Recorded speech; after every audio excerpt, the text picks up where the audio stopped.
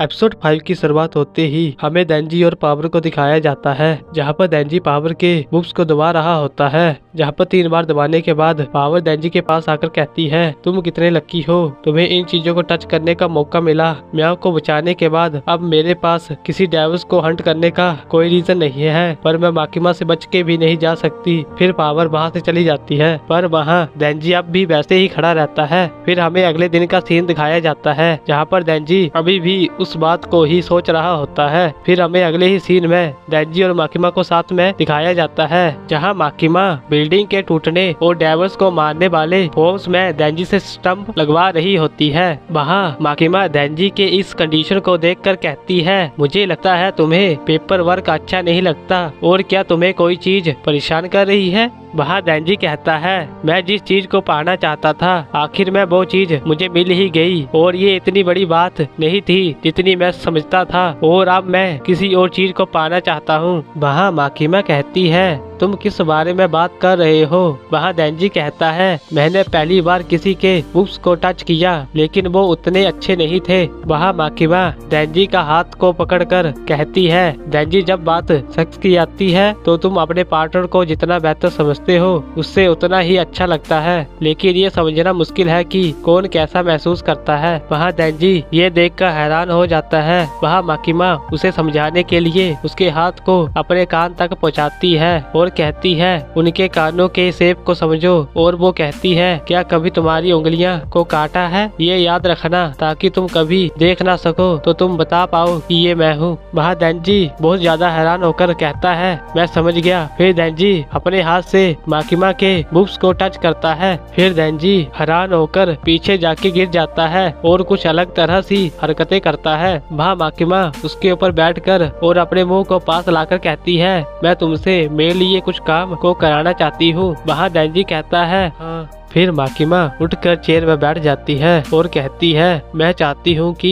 तुम gun devil को मार दो। वहाँ देंजी कहता है, गन डेविल, जिस पर माकिमा कहती है, ये 13 साल पहले अमेरिका में दिखा था, लेकिन अब तक कोई नहीं जानता कि ये कहाँ है, और ये एक बहुत स्ट्रॉन्ग डेविल है जिसे सभी हंटर्स मारना चाहते हैं, पर मुझे लगता है कि तुम ही इस डेविल को मार सकते हो, क्योंकि तुम किसी दूसरे डेविल हंटर की तरह नहीं हो। अगर तुम गन डेविल को मार देते हो तो मैं तुम्हारी किसी भी विश को पूरा करूंगी। वहाँ देंजी हैरान होकर कहता है, तुम कह क्या रही हो, अगर मैं गन डेविल को मार दूं तो तुम मेरी कोई भी विश को पूरा करोगी। वहाँ माकिमा कहती है, हाँ। वहाँ देंजी इस बात को सुनकर बहुत खुश हो जाता है। वहाँ माकिमा कहती है, ये अलाउड इसलिए है क्योंकि ये डेविल बहुत ही स्ट्रॉन्ग है। फिर माकिमा 13 साल पीछे की स्टोरी को सुनाती है। वो कहती है, जहाँ लोग दुनिया भर में डेविल्स को मारने के लिए गन्स का लाभ उठाने की कोशिश कर रहे थे, जिसके कारण से क्राइम बहुत ही बढ़ गया था और टीवी में भी इसकी न्यूज आने लगी। तभी अमेरिका ने एक बड़ा टेररिस्ट अटैक कर दिया और उस दिन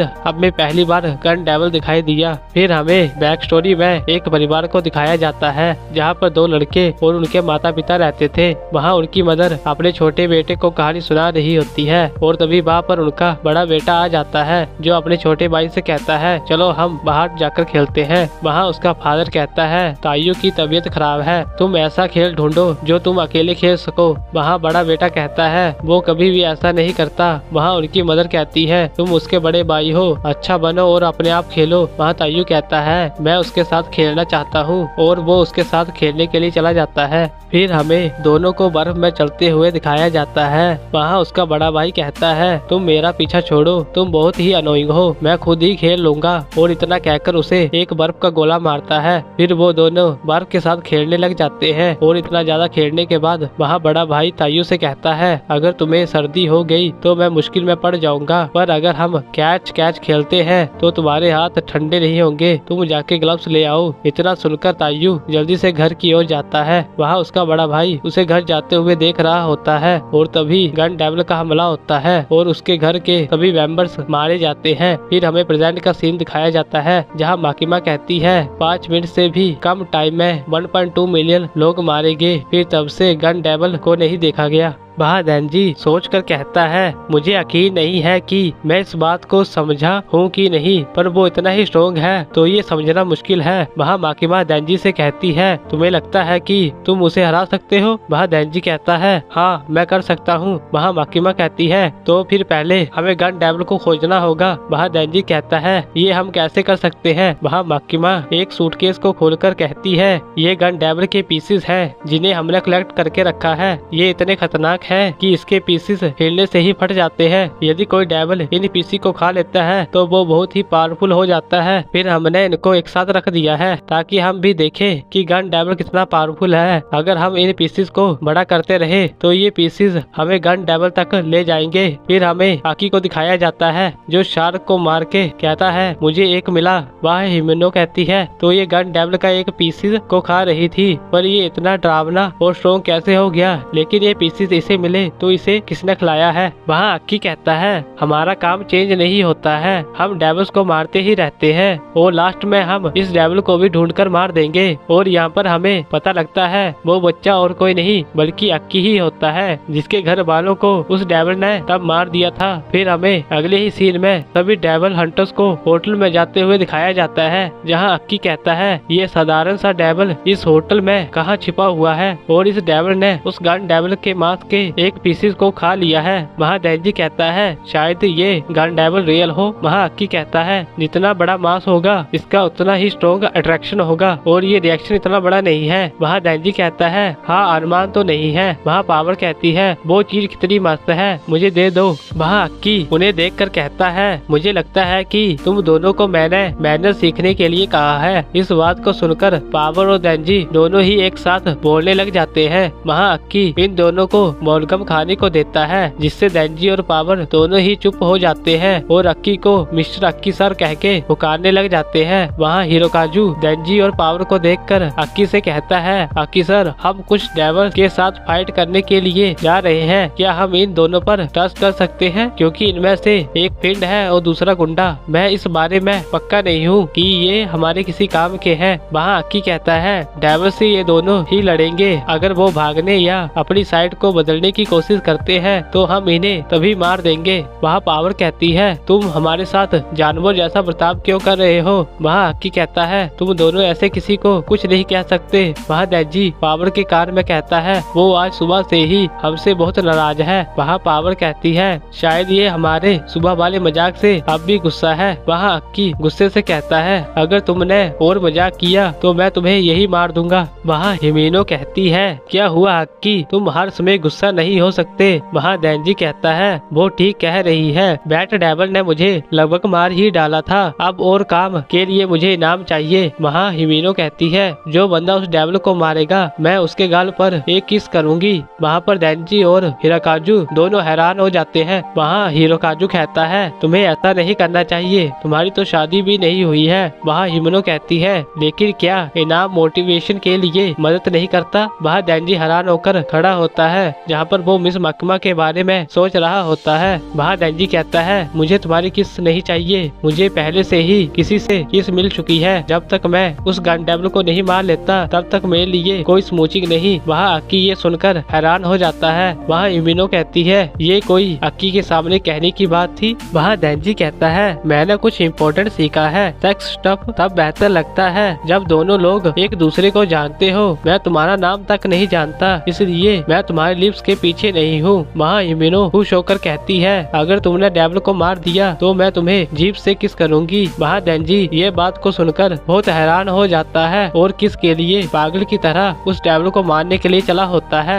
वहाँ हिरोकाजू देंजी को भागते हुए रोक लेता है और कहता है, हिमेनो से 6 महीने से ट्रेन कर रही है और मैं नहीं चाहता कि वो तुम जैसे को किस करे। वहाँ पावर भी उनके फाइट के मजे लेने के लिए आ जाती है। वहाँ अक्की कहता है, हिमेनो तुम्हारा क्या कहना है, ये नई टीम किसी काम की है कि नहीं? वहाँ हिमेनो कहती है, हिरोकाजू स्ट्रॉन्ग नहीं है पर काफी मोटिवेट है, कोविनी डरपोक है पर लेकिन स्ट्रॉन्ग भी है। वहाँ अक्की को लगता है ये सब 1 साल के अंदर मारे जाएंगे या तो क्विट कर देंगे। वहाँ हिमेनो अक्की से कहती है, तुम मेरी वजह से मत मरना। फिर हमें उन दोनों की फ्लैशबैक को दिखाया जाता है, जहाँ पर हिमेनो एक कब्रिस्तान में बैठी होती है। वहाँ पर एक बंदा आता है जो कहता है, तुम्हारा अब से ये न्यू पार्टनर है जिसे मैंने कुछ काम आने के लिए ट्रेन किया है, जो और कोई नहीं बल्कि अक्की ही होता है। वहाँ अक्की कहता है तुमसे मिलकर अच्छा लगा। वहाँ हिमिनो कहती है क्या तुम मेरी हेल्प करने के लायक हो या नहीं, क्योंकि अब तक मेरे 5 पार्टनर मर चुके हैं क्योंकि वो सब यूजलेस थे, पर मैं नहीं चाहती कि तुम मेरी वजह से मरो। फिर हमें प्रेजेंट का सीन दिखाया जाता है जहाँ पर सभी डेविल को ढूंढते हुए 8th फ्लोर में आ जाते हैं। फिर हिमिनो एकदम से रुक जाती है और कहती है कि डेविल आ रहा है। तभी एकदम से दरवाजा खुलता है और सामने से एक छोटा सा डेविल बाहर आता है जिसका एक हेड और एक पैर था। फिर वो डेविल कोविनी को काटने ही वाला होता है पर हिमिनो उसे हवा में ही रोक लेती है। तो फिर पावर अपने ब्लड से एक लाड़ी बनाकर उसे मार देती है। वहाँ पावर कहती है ये डेविल मुझसे इतना डर गया कि हवा में ही रुक गया। वहाँ हिमिनो कहती है ये मेरी पावर थी जिसने डेविल को रोक लिया, क्योंकि मैंने एक घोस्ट डेविल के साथ कॉन्ट्रैक्ट किया था जिसके लिए मैंने अपनी राइट आंख उसे दे दी, जिसके बदले में मैं उसके राइट हैंड को यूज कर सकती हूँ जो कि बहुत ही ताकतवर है और किसी को दिखाई भी नहीं देता। वहाँ अक्की डेविल को देखता है और कहता है ये वो डेविल नहीं है जिसे हम ढूंढ रहे हैं। फिर वो सभी ऊपर वाले फ्लोर में जाते हैं। वहाँ पावर कहती है अगर मैं कोविनी को यही मार दूं तो तुम क्या कर लोगे। वहाँ हिमिनो अपने राइट हैंड का यूज करके पावर के गले को पकड़ लेती है। वहाँ हमें पता लगता है कि पावर उस हैंड को ना ही छू सकती है और ना ही देख सकती है, लेकिन हिमिनो पावर को इस हाथ से मार सकती है। फिर वो सभी लोग अगले फ्लोर के लिए जाते हैं जहाँ पे हिरोकाजु नोटिस करता है कि यहाँ पर भी उसी डेविल का खून लगा हुआ है। फिर वो सभी देखते हैं कि हम सब दोबारा से 8th फ्लोर में ही आ गए हैं। वहाँ ये देखकर हिरोकाजु नीचे वाले फ्लोर की ओर जाता है पर सभी उसे ऊपर वाले फ्लोर से आता हुआ देखकर हैरान हो जाते हैं। वहाँ हिरोकाजु देखता है कि वो फिर से 8th फ्लोर में ही आ गया है, जहाँ पर हमें पता चलता है कि ये सब एक लूप में फंस चुके हैं और यहाँ पर एपिसोड 5 की एंडिंग हो जाती है। अब मिलते हैं आपको सीधा ही नेक्स्ट वीडियो पे, तब तक के लिए गुड बाय।